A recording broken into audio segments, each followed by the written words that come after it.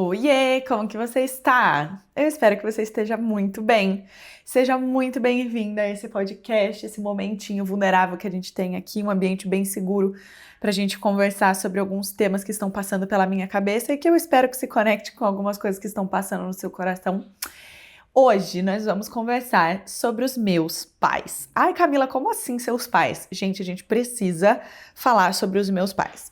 É impossível falar sobre a Camila Faro sem falar sobre os meus pais. Acredito que todas vocês, né, independente se têm pais presentes ou não, muito provavelmente, né, demandam uma conversa a respeito dos seus pais e da criação de vocês, para que a gente consiga entender um pouco mais a totalidade que a gente se encontra no momento atual, certo?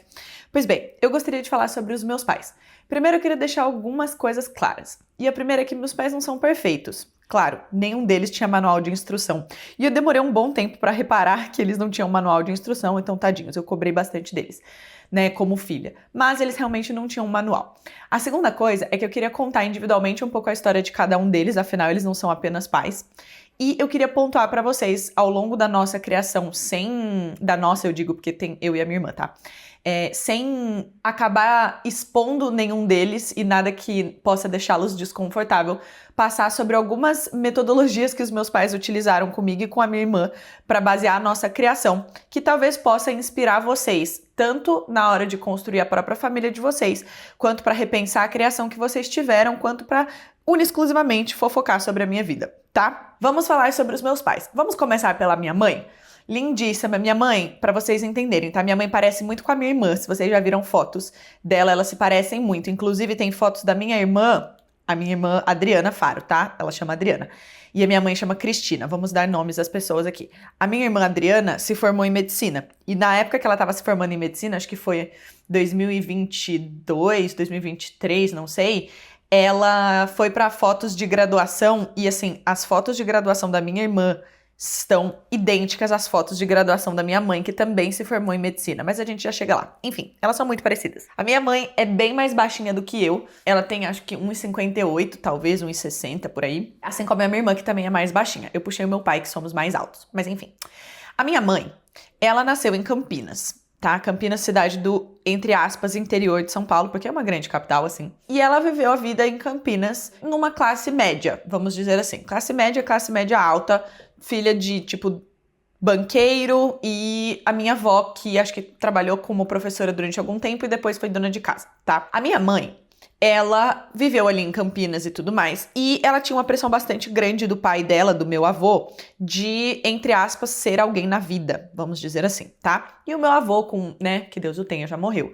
Mas ele colocava uma pressão muito grande na minha mãe para ela fazer uma excelente faculdade, para ela ter uma profissão de renome, esse tipo de coisa.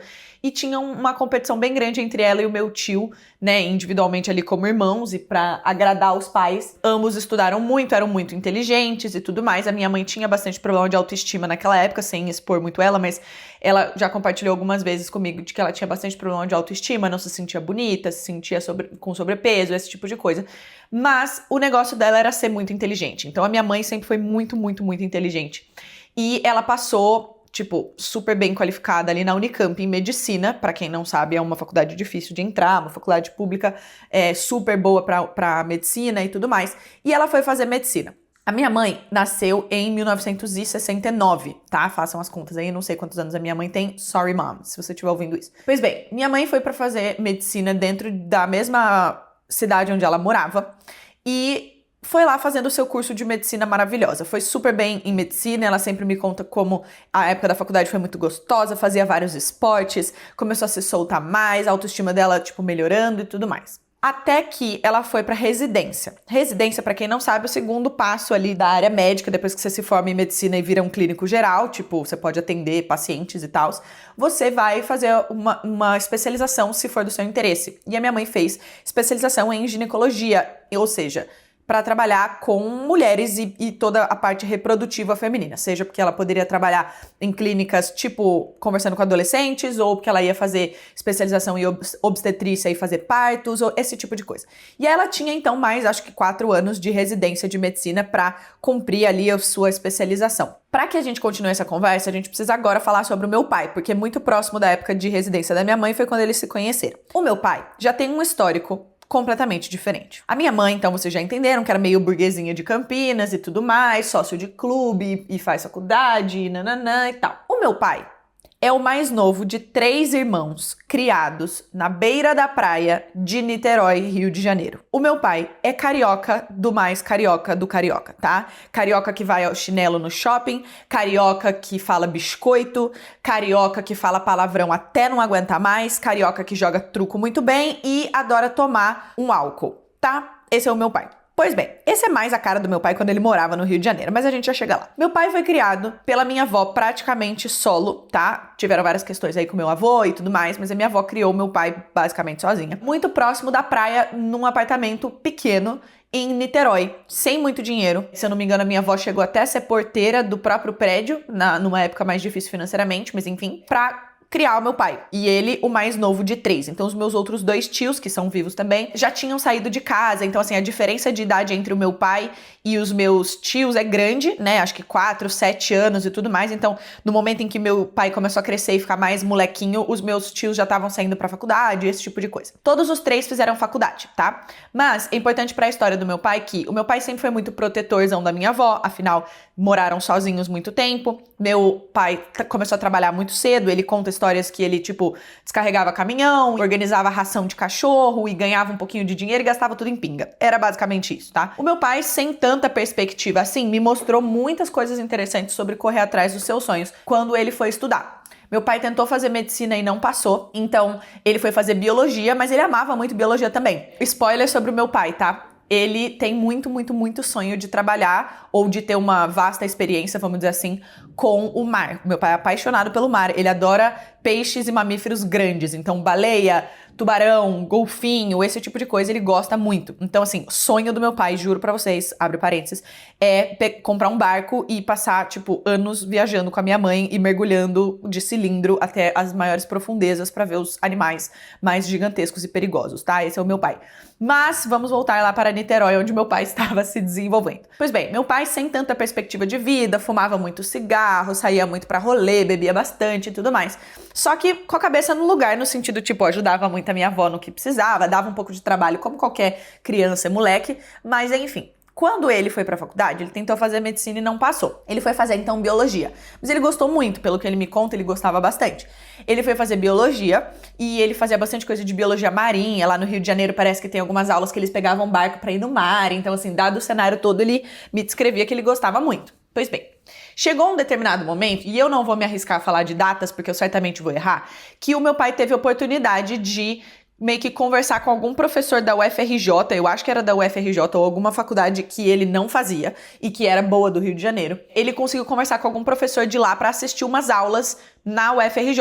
Então ele, tipo, dá pra ver um perfil de um cara super esforçado, sabe? Ele podia não ter muita coisa, ele podia não ter os melhores recursos e tudo mais, mas ele ia atrás. Então ele conversava com professores, ia lá na faculdade mesmo quando ele não fazia parte da faculdade pra assistir algumas aulas e tudo mais. Eu honestamente não sei como que a gente dá esse salto na história pra te dizer que o meu pai foi chamado pra fazer parte de uma equipe de pesquisa de farmacologia em Campinas. O que isso significa? Significa que ele trabalhava com biologia, tipo vários animais, plantas e tudo mais. Ele fez alguns projetos nessa área, só que eventualmente ele conheceu esse cara que levou ele para fazer um projeto em Campinas pela Universidade Unicamp. Vamos lembrar lá que a minha mami estava fazendo residência lá. Ele foi chamado para fazer um projeto lá e eu sei que foi toda uma questão, assim, super despretensiosa, do tipo assim, ele foi pra Campinas uma vez com um amigo dele, parece, e eles chegaram de madrugada na casa de um cara que fazia pesquisa, e aí esse cara olhou pro meu pai e falou, cara, quero fazer uma pesquisa, você topa ou não topa? Semana que vem tem que estar aqui. Uma coisa assim, sabe?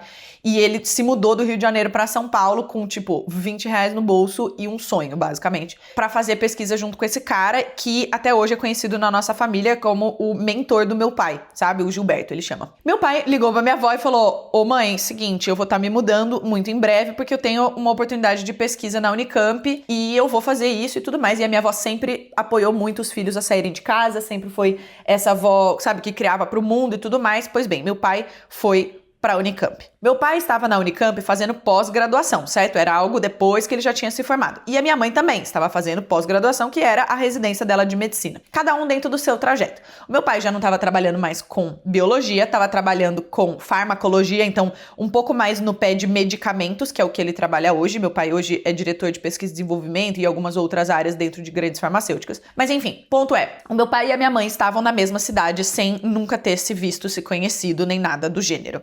Agora vamos à nossa história de amor. Os meus pais me contam que teve um dia que a galera de medicina resolveu fazer uma festinha. Festinha de residência de medicina e tudo mais. E a minha mãe era super descolada ali na faculdade, então ela conhecia todo mundo e tal na residência. Pois bem, eis que, nesta festa, acontece que os amigos do meu pai resolveram ir pra essa festa também. Mas aí você se pergunta, como é que o meu pai ia pra uma festa de medicina, sendo que ele não era de medicina, ele não fazia residência, ele fazia pesquisa na mesma instituição. Só que assim, o campus da Unicamp, gente, é enorme, gigantesco, tem 20 mil modalidades lá pra você estudar e tudo mais. Acontece que os amigos do meu pai decidiram entrar de penetra nessa festa. Sim, exatamente isso. The Bad Boys. Eles entraram de penetra nessa festa e diz a minha mãe, que conhecia todo mundo de medicina, e que olhou pra cara daqueles 3 sujeitos, ele e os amigos, eu acho que eram 3, e ela falou, carne nova, não conheço aquela galera. Aparentemente, bebida vai, bebida vem, e um rapaz, amigo do meu pai, quebrou a antena do carro da minha mãe. Parece que, tipo assim, eles curtiram um pouco na festa, tal,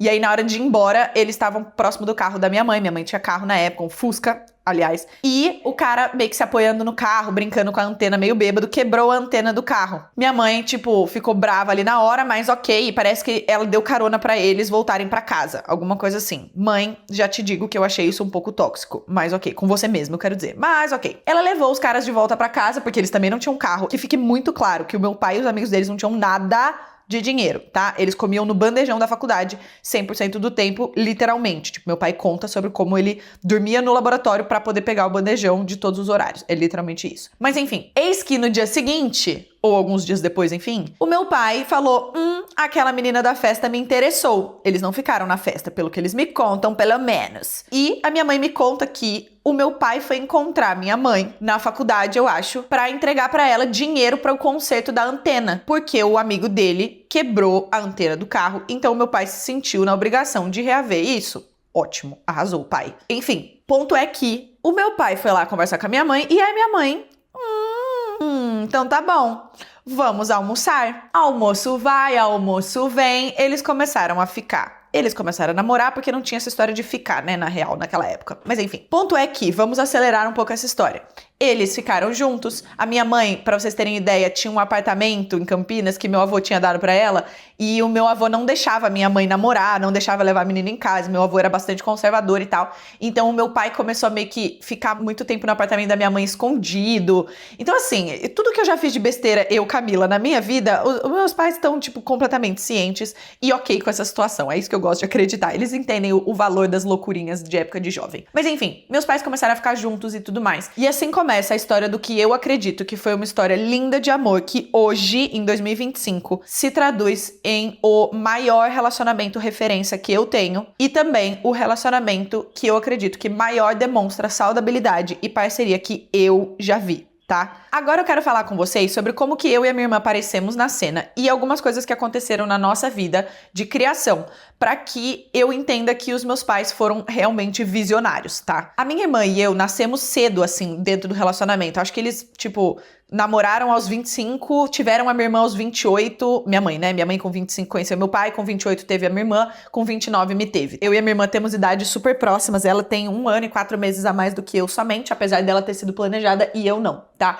Mas enfim, o ponto é que a gente entrou rápido pra vida dos meus pais, então eles foram pais bem jovens. Mas isso nunca impediu que eles fizessem absolutamente nada. Eles me contam, inclusive, que eles tiveram várias conversas antes de planejar ter filho, em que eles deixavam muito claro que nenhuma das filhas que eles iam ter, e nenhum dos filhos, etc., ia impedir com que eles tivessem uma carreira bem-sucedida. Ambos gostavam muito de trabalhar. Meu pai gostava muito de fazer pesquisa, gostava muito de, né, avançar dentro dos projetos dele, e a minha mãe também. A minha mãe se formou lá na residência que eu comentei, começou a fazer parto, começou a fazer especializações em gravidez de alto risco e tudo mais. Enfim, a minha mãe é uma super referência pra gravidez de alto risco no Brasil. Mas enfim. E o meu pai hoje super referência no que ele faz também, graças a Deus. Mas o ponto é, naquela época, eles tinham muito claro quanto carreira ia ser muito importante pra eles. A gente nasceu, tá? E a gente nasceu muito próximo de um degrau muito grande da carreira dos meus pais. Então eles eram novos, diria que eles estavam ali com seus 30 baixo, bem baixo, tipo 30, 31 anos, por aí.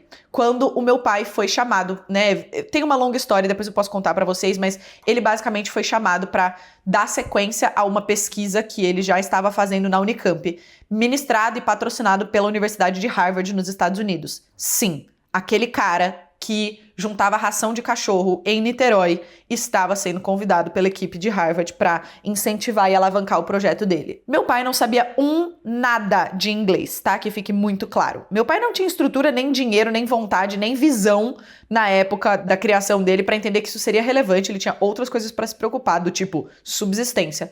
Mas ele entendeu que isso era muito importante. E isso é importante para dizer o quanto os meus pais me incentivaram ao longo da minha vida a estudar línguas, tá? Mas antes disso, vamos falar sobre Harvard. Os meus pais sempre foram muito unidos. O que um topa, o outro topa, e eles vão juntos e embarcam sempre juntos. Quando meu pai foi chamado para ir para Harvard, a minha irmã já tinha nascido. E era bem na época que a minha mãe descobriu a gravidez minha, certo? Literalmente, a minha mãe foi para os Estados Unidos para contar pro meu pai que ela estava grávida de mim, quando ele estava lá fazendo entrevista pra Harvard, tá? Então, assim, foi uma história super legal. Qualquer dia eu posso até chamar minha mãe pra contar sobre isso, mas ela literalmente foi pro hotel, levou o sapatinho de nenê pra anunciar essa gravidez, uma coisa assim. Então foi super especial. Mas enfim, ponto é que ele teve que segurar essa bolsa de estudos em Harvard, porque minha mãe queria que a gravidez fosse completa aqui no Brasil, né? Que eu nascesse aqui no Brasil. Não sei por quê, porque seria incrível se eu fosse americana, mas ok. E depois que eu nasci, fomos todos pra Boston, que é onde fica a Universidade de Harvard, tá? E a gente ficaria lá por pelo menos um ano, se eu não me engano, da pesquisa do meu pai, mas a gente acabou ficando 2 anos. Olha que legal se a gente analisa os meus pais e a parceria deles. A minha mãe estava começando a estruturar a profissão dela no Brasil. Meu pai foi chamado para fazer essa pesquisa e, pelo que eu entendo e escuto deles, eles nem hesitaram um segundo sobre abraçar a oportunidade que meu pai estava tendo. E a minha mãe do tipo assim, a gente se vira, eu arranjo o trabalho lá. Não vai faltar gente que saiba fazer ultrassom e entenda de nenês. Pois bem, a gente morou numa casa lá, eu, a minha mãe, o meu pai, a minha irmã e a minha avó. Sabe a minha avó que virou porteira lá em Niterói depois que terminou com o marido e que teve todo um rolê de criar os filhos sozinha? Pois bem, essa mesma avó que não sabia um hello, verb to be em inglês, tá? Essa foi a avó que foi pra Boston com a gente e foi incrível. Eu era muito pequena, tá? Eu aprendi a andar em Boston. Eu literalmente aprendi a andar, eu engatinhei pela primeira vez lá. Eu era nenezinha recém-nascida quando eu fui pra lá. Eu não fiz um ano e eu estava em Boston. Isso é muito verdade, não é exagero, porque eu aprendi a andar com 10 meses. Eu fui super precoce, assim, mas eu aprendi a andar com 10 meses. Eu lembro da minha mãe me contando isso. E eu aprendi a engatinhar em Boston. Então, assim, você imagina com quantos meses eu não fui. Eu acho que, assim, 4, 5 meses eu estava em Boston, tá? De vida. Isso foi um dos motivos também pelo qual eu tenho muita facilidade com inglês. Mas a gente já chega nos momentos quando eu fui alfabetizado nessa língua, tá? Pois bem, estávamos em Boston, o meu pai fazendo a pesquisa dele em Harvard, a minha mãe arranjou um emprego, não vou saber lembrar o hospital, mas trabalhando em hospital. A minha avó cuidando de mim e da minha irmã. A minha irmã já estava numa época que podia ir pra creche, então ela ia pra creche. E a minha avó cuidando de mim e tal. Eu tive uma conexão muito forte com a minha avó nessa época, então, tipo, comecei a chamar ela de mãe e tal.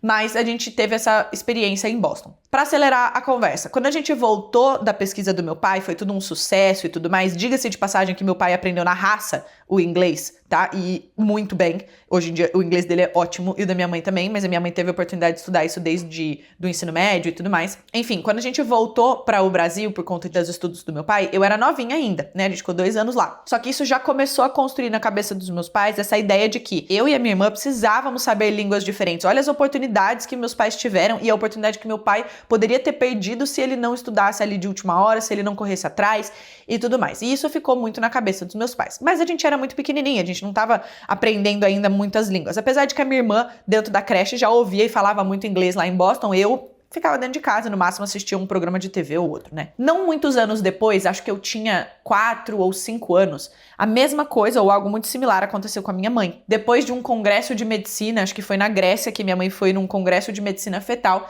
ela teve contato com um cara já falecido também, chama Kypros Nicolaides, eu acho que esse é o nome do cara, mas enfim, que foi um super mentor pra minha mãe, é um cara muito referência em medicina fetal, e ele convidou ela pra fazer parte da equipe dele de pesquisa em Londres, pois todos nós fomos pra Londres. Só que deixa eu te contar o que o meu pai fez. O meu pai não sabia como que ele ia fazer a pesquisa dele ir pra Londres, o que é que ele tava tratando no momento. Porque assim, a minha mãe até conseguia se movimentar de um hospital pro outro, em todo lugar precisa de médico. Só que meu pai, pesquisador, acadêmico, ganhava nada de dinheiro. Tipo, como é que ele ia do nada se mudar pra Londres? E aí ele senta pra conversar com aquele Gilberto lá, que é o mentor dele, pra entender, né, o que ele podia fazer. Mas, via de regra, a minha mãe passou meses sozinha em Londres, sem as filhas pequenas. Eu acho isso, tipo, muito maluco pensar. E o meu pai literalmente falou pra ela, Cris, vai. A gente sempre falou. Fique claro que eu acho que eu não falei, né? O nome do meu pai é Renato e a da minha mãe é Cristina. Mas enfim. Ele falou, Cris, vai. A gente combinou antes de ter as meninas de que elas nunca seriam um impeditivo para a construção da nossa carreira. Então vai. Meu pai cuidou de mim e da minha irmã durante alguns meses, acho que com a ajuda da minha avó também. E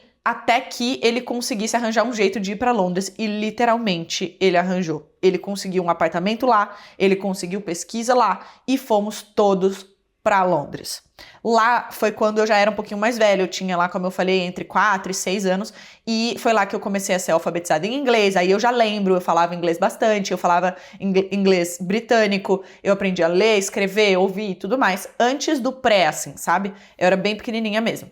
E a gente voltou também depois de uns 2 ou 3 anos, com muitas memórias já um pouco mais crescidas, e de novo, meus pais estudando muito, a gente passando muita dificuldade financeira, não era uma coisa de luxo, tá? Eu lembro que em Boston e em Londres, meus pais falam, a gente escolhia quem ia comer carne no dia, era tipo, ou as meninas ou a gente, porque não dava pra todo mundo comer proteína, era tipo isso. Mas enfim, voltamos pro Brasil. E aí começa um pouco mais a nossa vida útil, vamos dizer assim, eu e a minha irmã, de construção de vida, né? Porque até aí a gente é muito novinha. E aí eu queria pontuar pra vocês algumas coisas que aconteceram durante a minha vida, agora que vocês já sabem qual é a trajetória profissional dos meus pais, que seguiram trabalhando nisso, né? Meu pai fazendo uma entrada dentro de farmacologia e a minha mãe dentro de medicina fetal de alto risco. Como que eles decidiram criar essas meninas? E como que eu acabo hoje, no dia 15 de julho, numa terça-feira, conversando com vocês através do meu podcast, construindo o meu impériozinho de autocuidado feminino, que é o que eu gosto de fazer, tá? Algumas coisas. A primeira é que eu já comentei, línguas sempre foi um negócio muito, muito, muito, muito importante. Literalmente, saber apenas o português sempre foi para os meus pais uma limitação de progresso. Então, assim, aprender inglês como essa língua universal e tudo mais sempre foi o mínimo, nunca foi um extra. Então, saber inglês, saber falar, ler, escrever, se comunicar, sempre foi muito importante. Só que a gente teve isso muito natural por conta das 2 vivências internacionais que eu tive ali, fora os intercâmbios, depois eu conto para vocês. Então, a gente teve essa questão das línguas. Porém, inglês não era suficiente. Os meus pais, eu via eles abdicando de tudo. E aí, quando eu falo de tudo, é tudo mesmo. Casa, carro, luxo, restaurante, tudo que você imaginasse, para que eu e a minha irmã estivéssemos nos melhores colégios. Não tinha restaurante chique no final de semana. Não tinha comprar blusinha porque tá com vontade. Não tinha nada disso em detrimento a ter um excelente colégio. E a gente estudou num excelente colégio desde que a gente era muito pequenininha. A gente estudou num excelente colégio que prezava muito por essa questão de ser poliglota, bilíngue, sabe? Colégio que estudava português, inglês, espanhol e alemão, da 1ª à 8ª série. Acho que era assim. Eu não lembro se o alemão exatamente era da 2ª série pra frente, mas alguma coisa desse gênero. Então, as línguas eram um foco muito grande para os meus pais. Isso também é importante dizer, por quê? Porque os meus pais que fizeram faculdade, pesquisa, esse tipo de coisa, né, com esse tipo de vivência internacional, eles sabiam o quanto isso era transformador e o quanto os países de primeiro mundo ali, tanto Londres, quando a minha mãe foi, quanto Boston, onde meu pai estava, nos Estados Unidos, eles viam o quanto os países de primeiro mundo podiam agregar na nossa educação, né, seja porque a gente queria fazer colegial ou universidade, esse tipo de coisa fora. E desde aí, eu sei que os meus pais começaram a fazer economias, caso isso fosse uma opção pra gente, uma coisa que a gente quisesse fazer no futuro. Então, línguas e experiências internacionais abrem muito, muito, muito a cabeça. E isso aconteceu com os meus pais, que não tinham nada de dinheiro, juntos, e começaram a economizar pra conseguir dar isso aqui pra gente, tá? Meus pais trabalhavam muito, minha mãe fazia plantão dia e noite, eu via os meus pais de manhã e eu só via de noite. E na época eu achava isso meio ruim, porque eu sentia falta dos meus pais. Mas hoje eu dou muito, muito, muito valor, e eu queria ter valorizado mais isso quando eu era pequena. Algo que também fez parte da minha infância, desde que eu sou muito pequena, são os esportes. E eu sei que vocês me conhecem como uma pessoa extremamente ativa e tudo mais, e eu não consigo não falar sobre o início dessa trajetória sem falar sobre esportes. Eu já fiz tudo que vocês podem imaginar. Eu já fiz vôlei, já fiz ginástica olímpica, já fiz ginástica rítmica, já fiz luta, já fiz dança, já fiz balé, já fiz hip hop, já fiz hipismo, já fiz tudo que vocês possam imaginar. E os meus pais têm muito pé nisso. Meus pais sempre tiveram aquela intenção de vamos fazer 1 hora do dia pra estudo, seja porque eu estudava de manhã ou estudava de tarde, e eu estudei de tarde até a 8ª série, se eu não me engano, e no outro período é o horário dos esportes e do estudo. Sempre foi assim. Esportes, estudo, música, esse tipo de coisa acontecia no outro período. Claro que isso é um excelente e um enorme privilégio, mas os meus pais, mais uma vez, sempre ponderaram o que a gente vai economizar para que elas tenham acesso a isso, certo? Porque a minha família, e a família da minha mãe principalmente, tinham algumas boas relações dentro de Campinas, a gente é sócio de um clube lá em Campinas, que chama Sociedade Hípica de Campinas, se eu não me engano é assim o nome. E isso dava pra gente a possibilidade de fazer esportes de maneira mais acessível por ter sociedade nesse clube. Mas isso não significa que era extremamente barato, significa que meus pais davam tudo que eles podiam para que a gente também tivesse os benefícios dos esportes de socialização, de equilíbrio, de coordenação, de, enfim, competição e esse tipo de coisa. Quanto a Camila nos esportes, eu sempre fosforilei um pouco pelos esportes, passava alguns meses e aí eu enjoava, sabe? Eu não gostava muito dos esportes em grupo porque a competição eu tinha um pouco de medo. Eu lembro de ter muito medo de decepcionar os meus pais no que diz respeito à performance, porque tem isso também, tá? No meio de tudo isso, meus pais também se tornaram pais que exigiam bastante das nossas performances. Então, seja nos esportes, nas línguas e tudo mais, eu era bastante cobrada, com muitas aspas, em performar bem, sabe? Afinal, valorizar aquilo que estava sendo pago e tudo mais. Então, tem o seu lado bom e o lado ruim, mas mais uma vez, assim como as línguas, se eu soubesse de todo o valor que foi colocado para que eu conseguisse ter acesso àquilo, eu teria valorizado muito mais. Perfeito. Outra coisa que fez parte do meu desenvolvimento é que, mais ou menos aos 12, 13 anos, eu parei de ganhar presentes. Como assim? Presente tipo no aniversário, Natal e tudo mais? Dia das Crianças? Sim, eu parei de ganhar presente. E eu passei a ganhar dinheiro dos meus pais. Desde muito nova, meus pais começaram a entender o quanto era importante economizar dinheiro e fazer uma boa gestão. Então, mais ou menos dos 12 aos 13 anos em diante, eu não ganhava mais presente nem dos meus pais, nem dos meus avós. Só as crianças menores e priminhos com menos de 10 anos e tudo mais ganhavam presentes. A gente sempre ganhou dinheiro. Então, vamos supor que eu ganhasse, sei lá, R$50 da minha avó, eu ganhava R$50 na minha conta e o meu pai me ajudava a investir esse dinheiro desde pequena. Isso não significa que eu não gastava e eu não queria sair pro cinema gastar esse dinheiro. Claro que isso aconteceu algumas vezes. Mas eles já começaram a construir na minha cabeça uma ideia de que ter o dinheiro dentro da minha posse para que eu consiga administrar esse dinheiro vale mais do que um bem material comprado, né, e feito uma curadoria por parte da outra pessoa. Valia muito mais eu ter o dinheiro na minha mão e eu poder escolher o que eu fazia com ele. E aí, aos poucos, meu pai foi me introduzindo através de, clássicos como ler o livro Pai Rico, Pai Pobre, esse tipo de coisa, para entender mais sobre o valor do dinheiro e como fazer ele trabalhar para você. Diga-se de passagem que os meus pais não são excelentes investidores desde o início da vida. Se eu não me engano, eles começaram a investir com 30 anos. E, na minha opinião, isso foi bem tarde, na verdade. E eles também concordam de que isso foi bem tarde. Se eu não me engano, você precisa de R$30 para começar a investir no Tesouro Selic. Então, assim, fica aqui para você que está ouvindo esse podcast a sua obrigatoriedade de começar a fazer pelo menos uma reserva de emergência. Porque isso é completamente inaceitável, você ter dinheiro hoje e tá, sei lá, gastando com uma assinatura do Netflix, mas você não tá gastando, colocando dentro do seu investimento que pode te ajudar a longo prazo a não ficar dependente de uma fonte de renda. Pois bem, meus pais começaram a me ensinar isso desde muito pequena. Outra coisa que os meus pais fizeram, que eu acredito que foram muito visionários. Eu nunca chupei chupeta e eu nunca tomei refrigerante. E o que a criança não faz, ela não sente falta. Juro pra vocês. Eu, quando eu era pequena, é óbvio que eu não lembro, mas os meus pais me contam, de que eu tinha muita vontade de, tipo assim, eu chorava antes de dormir, eu tinha aquelas coisas de nenê padrão. Só que ao invés de colocar uma chupeta, eles nunca me deram uma chupeta, pra que eles não tivessem o problema posterior de ter que tirar a chupeta de mim.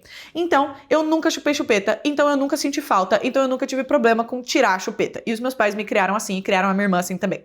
Outra coisa, os meus pais nunca me deram refrigerante, então até que eu tivesse a primeira festinha de criança, os meus pais tomavam, tá? Refrigerante mas eles nunca me deram e eu nunca percebi, eu acho, quando eu era pequeno, eles escondiam, não sei. Mas os meus pais sempre tomaram Coca-Cola zero e eu nunca tomei. Eu acho que a primeira vez que talvez eu tenha tomado era em festinha de amiguinho de colégio, sabe?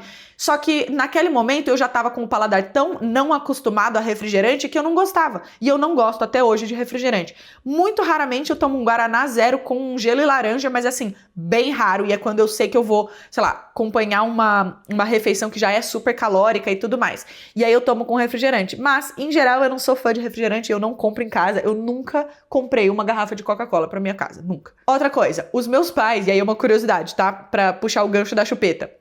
Os meus pais nunca foram pais extra cuidadosos comigo. Do tipo assim, ai, porque precisa ter o bercinho não sei o quê, porque precisa ter a temperatura do leitinho não sei o que lá. Deixa eu te contar um negócio que é piada de família, tá? Os meus pais nunca me deram leite quente. Eles me davam leite em temperatura ambiente. Porque se eles me dessem temperatura quente de leite, quando o leite não estivesse quente, eu ia reclamar. E aí eles iam ter que ficar nesse pé no saco de ter que esquentar o leite a todo momento. Então o que meus pais faziam? Eles me davam leite em temperatura gelada ou morna. Eu e a minha irmã acostumamos com isso. Então eles não tinham mais que eliminar a paciência tendo que esquentar leite. E digo mais, eles caminharam um passo além.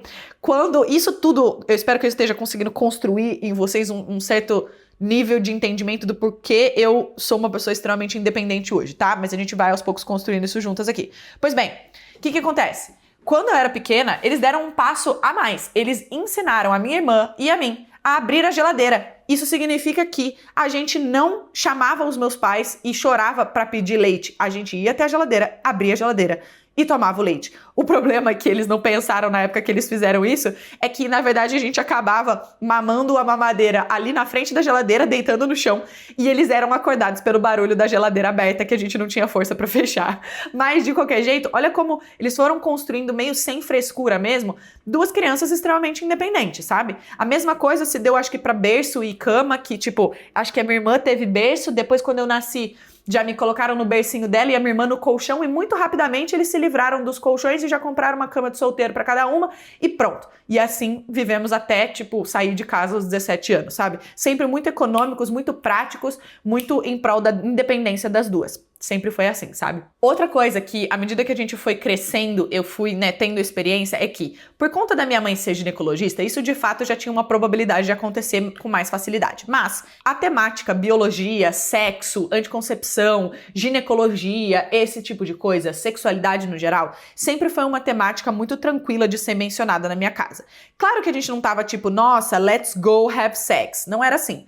Mas a minha mãe muito cedo sabia conduzir bem essa conversa sobre sexualidade no sentido de instrução, sabe? Eu me lembro dela com muita vergonha, assim, dar um livrinho pra gente, pra entender o que era vulva, o que era pênis, o que era testículo, esse tipo de coisa, muito pequenininha. Não super pequenininha, mas assim, na época que a gente começou a fazer perguntas, sabe? Tipo, já tava no colégio, brincava com a galera do condomínio, ouvia uma coisa ou outra, a gente perguntava em casa e a minha mãe e meu pai souberam conduzir bem, eu acho, essa conversa.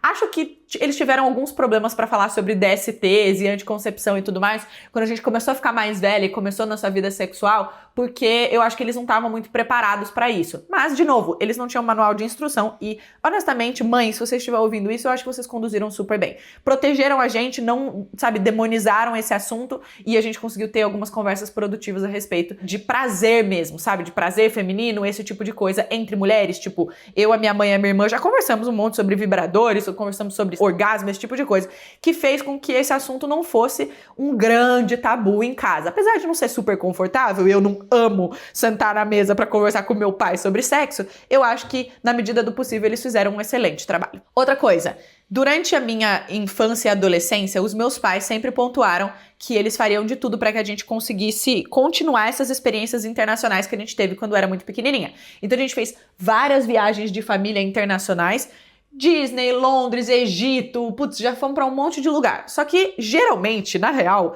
isso era porque os meus pais queriam viajar. Eu fui pro Egito quando eu não tinha nem 10 anos de idade. Ou seja, eu não aproveitei ali como um adulto, tipo, quero saber o que tem dentro das pirâmides. Eu queria brincar com o camelo, eu queria brincar no hotel, sabe? Esse tipo de coisa.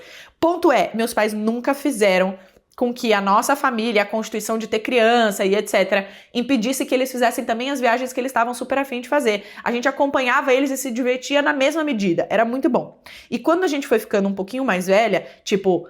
Meus pais já me entendiam como jovem adulta a partir dos 14 anos, eu acho. Por quê? Aos 14 anos, eu fui fazer meu primeiro intercâmbio. Eu nunca vou esquecer. Eu fui fazer intercâmbio para Nova York e eu fui para uma cidadezinha que chamava Tarrytown, que é uma cidadezinha perto de Manhattan, tipo, sei lá, 30 minutos de trem de Manhattan. Manhattan é onde tem lá Times Square, Broadway e tudo mais. E ficava uns 30 minutos de lá para um instituto, não era uma casa de família, assim, era para um instituto que chamava EF, English First. E o meu objetivo ali era para ganhar proficiência de inglês e tirar alguns certificados de avançado, que eu podia dar aula de inglês, esse tipo de coisa.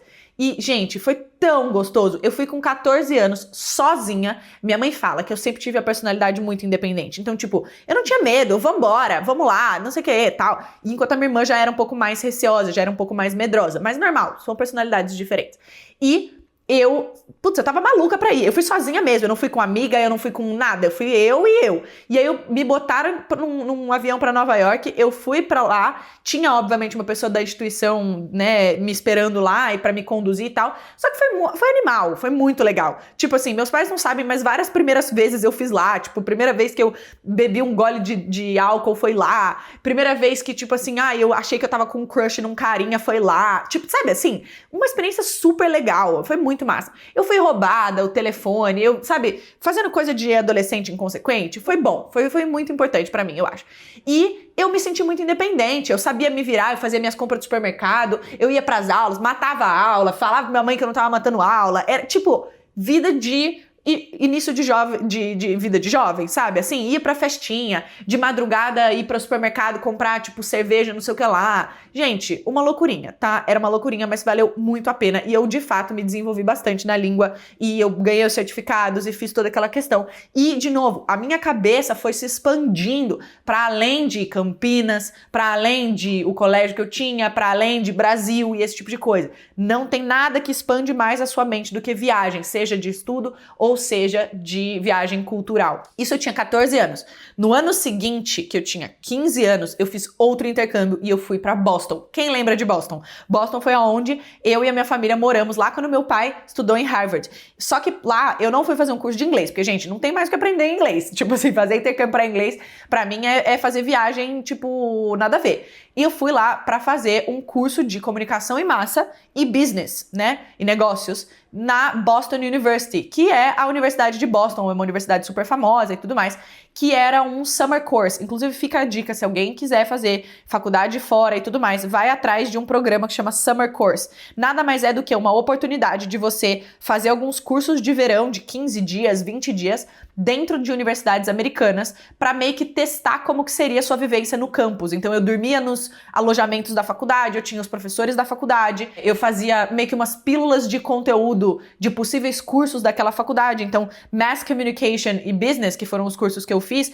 são cursos de graduação que a própria Boston University tem. Então, assim, eu fui lá, a gente fez esses projetos e foi muito legal, a gente desenvolveu produto novo, montando o business plan pro produto, a gente viu vários meios de comunicação diferentes e foi muito legal.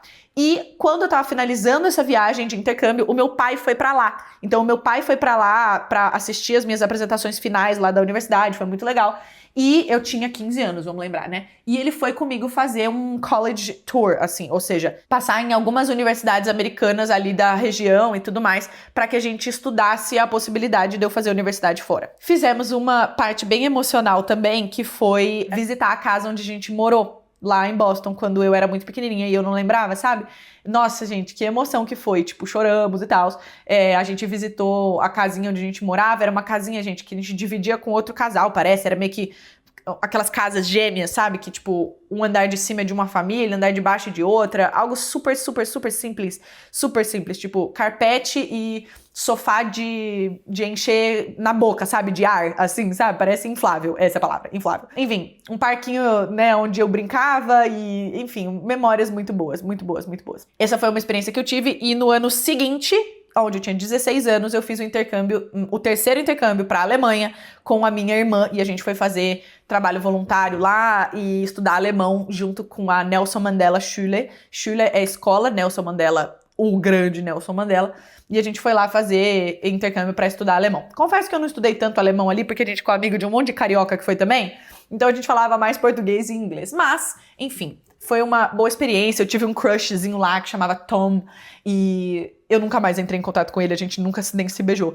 mas ele era super meu crush, era um britânico, e ele chamava Tom, e enfim. Gente, experiências, juro, foi realmente muito gostoso, perfeito. Tudo isso acho que deu pra mostrar pra vocês que meus pais sempre foram, assim, criadores de pessoas do mundo, né?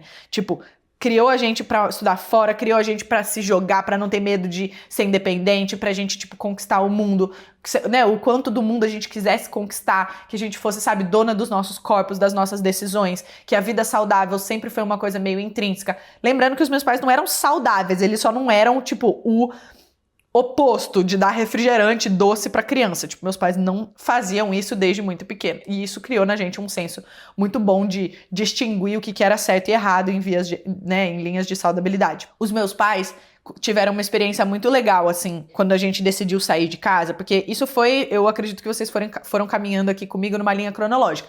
Nascemos, aí Boston, Londres, aí volta pro Brasil, desenvolve, né, faculdade, intercâmbio 1, 2 e 3, viagens de família e tal. Quando deu 17 anos, eu passei na faculdade. E eu passei na faculdade em São Paulo, capital, que é onde eu moro hoje.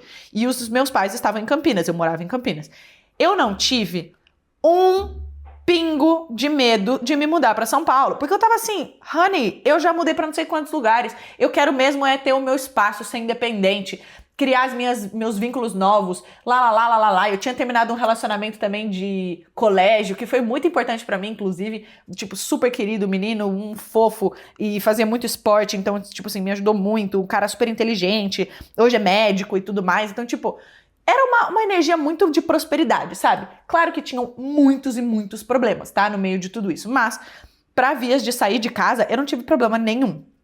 E os meus pais respeitavam muito o meu espaço desde que eu comecei a sair de casa. E eu queria muito pontuar isso, porque o que não faltou durante a minha época de faculdade foi eu observando amigas minhas que tinham os pais muito controladores, do tipo, a mãe ia visitar o apartamento do filho e queria, sei lá, arrumar os panos de prato das meninas. Aí queria fazer a compra do supermercado, deixar a marmitinha pro menininho, não sei o que lá, passar a cueca do menino e tal. Gente, os meus pais literalmente me deixaram em São Paulo e eles nem subiram com a minha mala pra me ajudar a organizar. Eles me deixaram e tchau. E não foi um abandono não, tá? Foi uma coisa tipo, agora essa é a nova fase, é onde você tem total controle, quero que você, sabe, organize a sua casinha do jeito que você quer e tudo mais. E eu amei essa independência. É claro que às vezes eu sentia falta, tá? Vamos ser bem honestas. Assim como eu sentia falta lá da minha mãe quando eu era pequena, porque trabalhava muito e tudo mais, essa falta que eu descrevo hoje é muito mais admiração e gratidão, honestamente. Porque isso construiu em mim hoje um senso de pertencimento em mim mesma, sabe? É muito maior do que uma necessidade de presença. E aí hoje eu sei que quando eu escolho estar próximo dos meus pais e quando a gente consegue estar junto, não é por conta de uma obrigação de ter que estar junto. É porque a gente naturalmente entende que pode se contribuir naquele momento e isso vira um ambiente que pra mim é mais saudável, sabe? Claro que eu senti bastante falta, eu queria mais presença dos meus pais naquela época e eu senti um pouco uma solidão, assim. Só que isso também fez com que eu desenvolvesse laços mais fortes, com que eu adquirisse mais independência, um pouco mais ligeira, sabe? Do que eu vejo algumas pessoas da minha idade. E não num senso de superioridade, mas sabe quando você olha pra aquela pessoa e diz, putz, essa pessoa é mais madura do que parece aquela idade, né? Ou do que naturalmente aquela idade demonstraria ser. E não como se isso fosse uma pressão, né? De todo mundo ter que pensar desse jeito, nem nada do gênero. Mas, em geral, eu sentia que isso contribuía pra um melhor funcionamento, né? Dos meus objetivos. Eu queria fazer, sei lá, viagem, eu não tinha problema. Ia viajar com os meus amigos, ótimo, eu sei me virar. Precisava fazer comida, ótimo, eu sei me virar. Precisava fazer compra, sei me virar. E por aí vai. Entre trancos e barrancos a gente foi aprendendo, mas em geral eu me sinto uma pessoa hoje muito mais grata por essa ter sido a dinâmica versus outras. Gente, peço desculpa, eu tive que pausar a gravação do podcast aqui pra resolver uma questão do meu clube do livro que tá rolando, mas eu já voltei. Vamos continuar a nossa lista de tópicos do porquê os meus pais são icônicos, faraônicos, tipo, incríveis. tá? Visionários. O próximo tópico é que os meus pais me ensinaram a responsabilidade de cumprir com os meus horários e compromissos desde muito cedo. O meu pai costumava falar uma frase pra mim e pra minha irmã desde que nós somos muito pequenininhas, e a gente tem várias histórias engraçadas sobre isso, tá?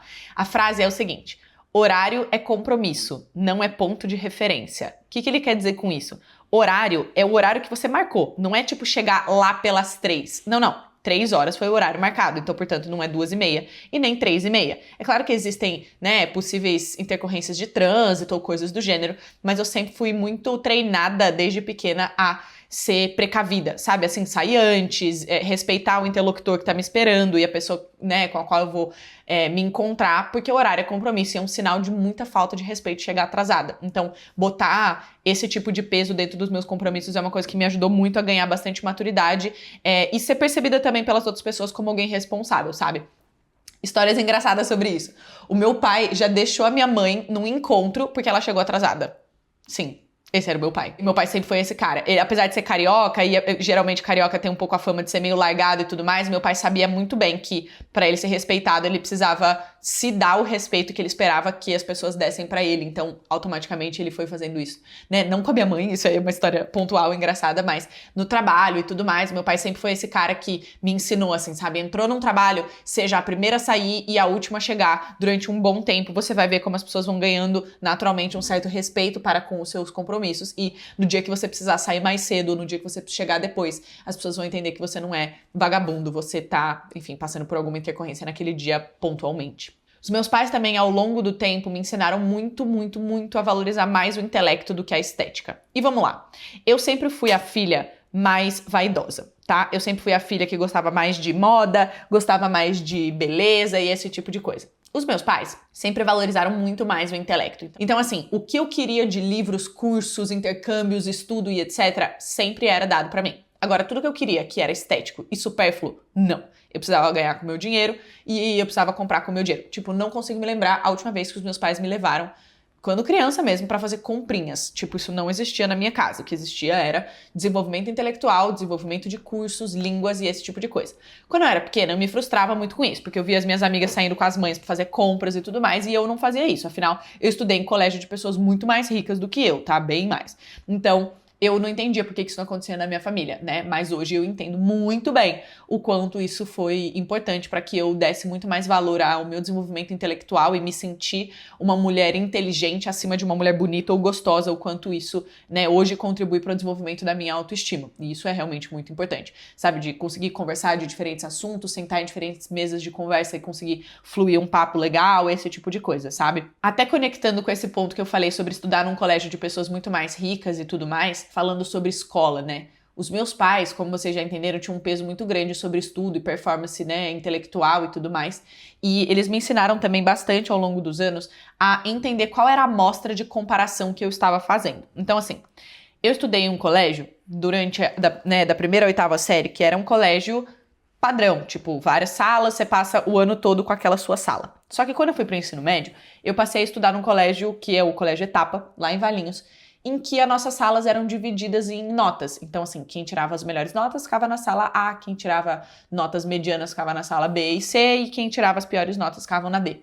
E eu nunca fui a pessoa da sala A. Eu sempre fui a pessoa da sala B, C, D acho que não. Acho que sim. Acho que eu já fui da D. Eu era uma aluna, tipo, com notas não muito boas durante o ensino médio.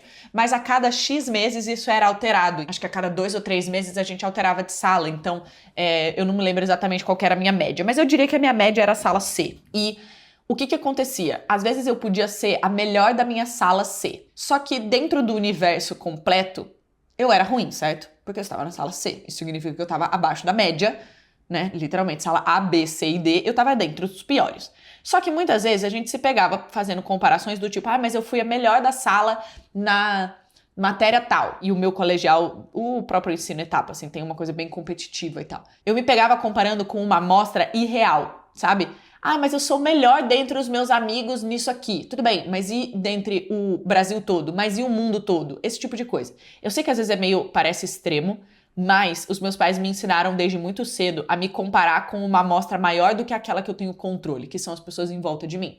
Então, assim, Quando eu pensava que eu sou uma menina muito inteligente, eu sou uma pessoa que consigo alcançar X, PT, a coisa, o que não era muito frequente, tá? Durante o meu ensino médio eu tinha minha autoestima intelectual muito baixa, isso só foi melhorar de fato na faculdade, mas eu tinha bastante essa visão de me comparar com mais do que o meu amiguinho, meu grupinho de amigos e coisas do gênero. Meus pais sempre traziam comparações grandes e isso sempre colocou uma visão pra mim de que eu sempre podia ser maior do que aquilo. Me trazia, sim, bastante frustração e sabe, um pouco uma sensação de cobrança extrema, mas também me trouxe pelo lado positivo essa sensação de que tem sempre espaço pra crescimento, sabe?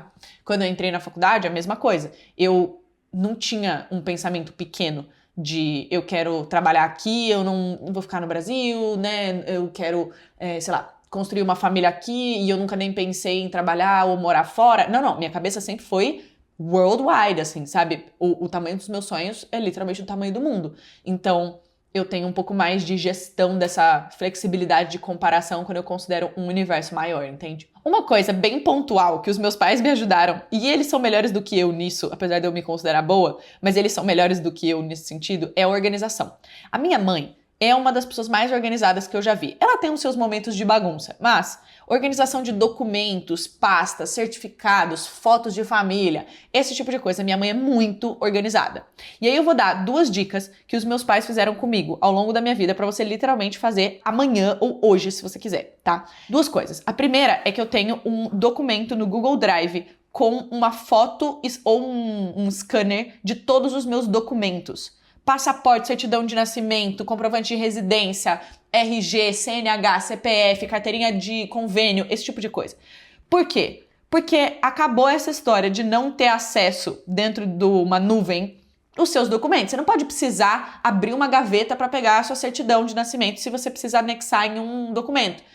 Se você tiver no Google Drive, você baixa no seu computador e pronto. E você tenha isso no Google Drive é porque fica na nuvem. Fica, né, como acesso tanto para minha família como um todo, né? É um Google Drive compartilhado para nossa família. Então, se meu pai precisa de uma foto do meu passaporte ou coisas do gênero, ele consegue ter acesso, assim como eu também. E aí é importante renovar assim que os documentos forem renovados, mas isso realmente salva muito a vida. Naquele momento que você precisa do seu documento, que você precisa anexar um comprovante de residência e tudo mais, tem tudo ali organizadinho. E a próxima dica que eu vou dar é que os meus pais têm uma pasta nos documentos deles com senhas de tudo. Claro que eu não vou falar senhas aqui, mas eles têm senhas de tudo, desde seguro de vida deles, conta bancária, piriri, pororó, em códigos, né, não tem a senha lá, mas tem um código e só minha família sabe sobre isso, com todas as senhas, porque se alguém falecer, meu pai e minha mãe vão viajar, por exemplo, e morrem, como é que a gente tem acesso a todas as senhas para ter acesso aos recursos dos meus pais? E isso, desde muito cedo, meus pais chamaram a gente um dia, contaram pra gente disso, falaram sobre esses códigos, como é que tá criptografado, tudo bonitinho, e a gente tem acesso aos recursos dos meus pais em algum momento, caso isso seja necessário, né, por morte ou algo do gênero. Uma terceira coisa que agora eu acabei de lembrar, pensando no possível falecimento dos meus pais, meu Deus do céu, é que quando os meus pais eram mais novos e eu e a minha irmã éramos muito pequenininhas e ainda dependíamos dos meus pais, frequentemente meus pais viajavam em aviões separados. Então, a ideia aqui era proteger a gente, como criança mesmo. Do tipo, se alguém falecesse, vamos supor que meus pais vão fazer uma viagem sozinhos. E aí os dois vão viajar, sei lá, pro Caribe. E aí os dois vão no mesmo avião, sentados um na poltroninha, um na 22A, outra na 22C. Só que se o avião cair e os dois morrerem, a gente fica sem os 2 pais. Então eles viajavam em aviões separados, para que, se alguma coisa acontecesse, a gente não ficasse desamparada. Eu acho isso bem bonito, bem romântico, na verdade, para com a gente e bem chato para eles, porque eles têm que comprar 2 passagens em voos separados, mas enfim, eles faziam isso. Agora não fazem mais, porque a gente, via de regra, já tem como, né, se sustentar e já tem, né, mais maturidade, mas quando a gente era pequenininha, isso fazia bastante sentido. Uma próxima coisa que meus pais fizeram, que eu acho que foi bem visionário, foi logo depois que a gente saiu de casa, eu acho, quando a gente começou a ter mais gastos pessoais, assim, de aluguel e coisas do gênero, e eu não ganhava dinheiro ainda, nem a minha irmã, eu comecei a trabalhar mais ou menos no 4º período da faculdade, então, assim, 2 anos dentro da faculdade, e a minha irmã quando começou a dar plantões, né, como médica. Mas no início, quando meus pais cobriam a maior parte das minhas contas, vamos dizer assim, eles sentaram com a gente pra fazer uma conversa bem importante, que eu sugiro que todo mundo tenha, que é responder a seguinte pergunta: quanto que você custa por mês? Tudo. Eu estou falando tudo. Eu tô falando do sem parar do carro, eu tô falando do convênio médico, do Netflix, das contas de luz, de gás, de água, de PTU, de tudo. Quanto é que você custa por mês? Celular, tudo mais. A ideia era os meus pais mostrarem pra mim o valor do dinheiro mesmo. Vocês viram que eles já foram construindo desde lá de trás o valor do dinheiro, através de exemplo, através dos investimentos desde pequena e tudo mais. E aí agora que a gente tava um pouco maior, eles sentaram, né, pra tipo, olha, deixa eu te contar o quanto que você custa por mês. Quanto que é essa brincadeira de chamar vida adulta da Camila, sabe? E isso foi muito importante pra mim. Foi muito importante pra eu abrir a minha cabeça do tipo, eu gasto pra caramba, eu preciso ralar muito pra ter a qualidade de vida que meus pais estão me propondo hoje. E essa quantia, ela não vai ser abastecida pelos meus pais sempre. Então, assim, o que eu precisava fazer desde aquela época pra ganhar esse dinheiro sozinha. Então, isso é bem importante, sabe? Por que eu tô falando tudo isso? Eu queria dar um pouco de contexto para vocês conhecerem um pouco mais de mim e entenderem um pouco da onde vem essa minha blindagem, essa minha independência, essa minha resistência, essa minha casca mesmo, que de maneira assim, não só uma armadura, foi construída ao longo do tempo, sabe? Honestamente, eu acho que faltou um pouco de guia dos meus pais sobre espiritualidade, sobre emocionalidade, sobre uma curadoria mais sensível dos meus sentimentos. Mas, como eu falei no início, eles não têm manual de instrução e eu não entro mais na posição de brigar com os meus pais sobre isso. Eu já fui essa pessoa que, né, mas vocês eram muito trabalhadores e não ficavam dentro de casa e é tudo culpa da minha mãe e do meu pai, nananã. E hoje eu procuro, assim como todo esse podcast, a exaltar tudo que os meus pais fizeram por mim. E isso, obviamente, eu tô falando algumas das coisas que eles fizeram, né, mas essa lista poderia ser muito mais longa, ao invés de falar sobre o que eu acho que faltou. E aquilo que eu acho que faltou, eu tenho a oportunidade agora como adulta de desenvolver sozinha. Então eu convido vocês a abraçarem o que os pais de vocês fizeram, valorizar muito os esforços que eles tiveram, independente do seu cenário. Eu sei o quão privilegiada eu sou por ter tido acesso a tudo isso que eu descrevi, mas eu sei também que isso é completamente fruto do trabalho, esforço e dedicação diária dos meus pais. Desde lá atrás, quando eles estavam juntos lá, né, depois de ter invadido a festa de medicina e etc., eu sei que eles foram construindo uma parceria muito importante. E se vocês olharem para tudo isso que eu falei para vocês, gente, os meus pais não se abandonaram nunca entre eles como casal. Eles nunca deixaram de focar na carreira deles. Eles sempre se jogaram pra cima. Eles tiveram muitos problemas, né? Tipo, meu pai era um cara muito mais racional e dava muita bronca na gente. A minha mãe já um polo mais feminino, emocional, conduzindo tudo isso. Só que os pilares base de educação, eles passaram, e eu tenho muito orgulho disso. E hoje, além de eles serem, obviamente, os meus pais e tudo mais, eles são o maior exemplo que eu tenho hoje de parceria e de relacionamento saudável. E o quanto isso é importante para as crianças, né? Ressalta muito para mim a importância de fazer uma escolha sadia do meu parceiro futuro, né? Vocês sabem que eu tô solteira e tudo mais, e eu tenho muito sonho de casar, ter filhos e tal. Então, assim, é daqui para cima, sabe? Os meus pais construíram uma coisa muito linda de parceria que eu, assim, invejo muito e eu tenho muito orgulho de dizer que eles são os meus pais, eles são maravilhosos, sabe? Eles regam essa relação de muito bom humor, parceria e companheirismo, então assim, fica o aprendizado pra nós sobre essa história de amor e eu posso voltar, deixa nos comentários aqui se vocês querem que eu traga eles pra entrevistá-los individualmente, pra entender como é que foi criar a Camila e como é que foi, enfim, entender todas as mudanças que eu decidi ter na minha vida, diferente de um script padrão, mas enfim, já adianto que eles me apoiam muito e adianto pra vocês que não tem absolutamente nada que eu tenha mais orgulho do que saber que eu vim do meu pai e da minha mãe e que essa foi a minha criação. Isso é algo muito importante pra mim. Eu espero que eu tenha dado pra você algumas histórias engraçadas hoje, que eu tenha feito você rir uma vez ou outra, um pouco do que você conhece da Camila Faro, né, na internet e tudo mais. Eu espero que tenha ficado um pouquinho mais claro algumas das minhas raízes e semana que vem a gente conversa um pouquinho mais com assuntos um pouco mais profundos e tal, mas eu espero que eu tenha te entretido essa quinta-feira, quando você tá vendo esse episódio, que você tenha feito seu lindo cardio, que você tenha lavado a sua louça, que você só esteja deitado na cama, não importa. Eu fico muito feliz de ter conversado com você e que a gente consiga, né, aos poucos estar se abrindo cada vez mais para esse ambiente seguro e vulnerável de compartilhamento? Compartilhamento. Excelente. Se você gostou desse episódio, não deixa de deixar nos seus comentários aqui as suas percepções, o que você acha que você fez super bem da sua família, né? Se você tem filhos, como que você agregou positivamente para a educação deles, você acredita? Até para deixar algumas dicas e a gente possa fazer disso um super manual de pais visionários, assim, de certa forma. E não deixa de dar uma ligada hoje, né, para sua mãe e pro seu pai, se você não mora mais com eles e tem acesso, né, e tem esse privilégio de ainda ter pais e mães. Manda uma mensagem para eles, fala que você os ama, sabe? É importante que a gente consiga retribuir com o nosso carinho e gratidão as pessoas que fizeram tanto por nós. Eu vejo você na quinta-feira que vem e um beijo de luz.